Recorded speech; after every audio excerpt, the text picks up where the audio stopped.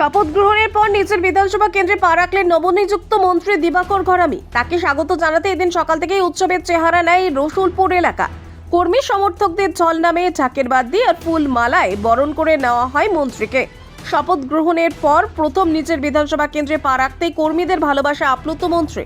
বৃহস্পতিবার বিকেল 4টে নাগাদ রসুলপুরের রাজ্য সড়কে মন্ত্রীর কনভয় পৌঁছতেই শুরু হয় উচ্ছ্বাস। হাজার হাজার দলীয় কর্মী দিবাকর দা জিন্দাবাদ স্লোগানে মুখরিত করে তোলেন আকাশ বাতাস। পথের দুধারে দাঁড়িয়ে থাকা সাধারণ মানুষও ফুল ছিটিয়ে শঙ্খ বাজিয়ে তাকে শুভেচ্ছা জানান।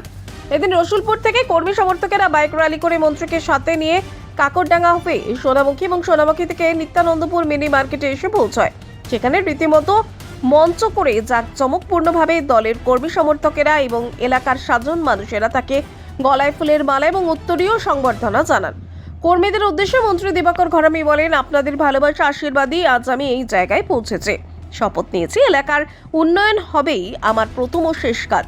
রাস্তা, পানীয় জল, স্বাস্থ্য কোনো ক্ষেত্রেই মানুষকে অভিযোগ করার সুযোগ দেব না।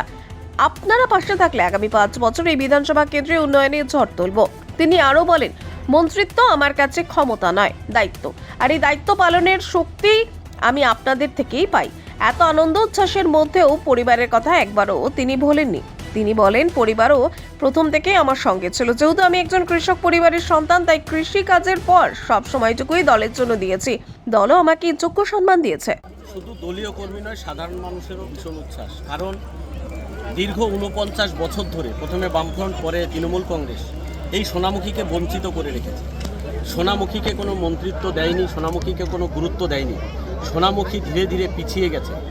সেই সোনামুখীকে এগিয়ে নিয়ে যাওয়ার জন্য আমাদের দল ভারতীয় জনতা পার্টি ভেবেছেন, আমাদের প্রধানমন্ত্রী ভেবেছেন এবং আমাদের মুখ্যমন্ত্রী সম্মানীয় শুভেন্দু অধিকারী ভেবেছেন।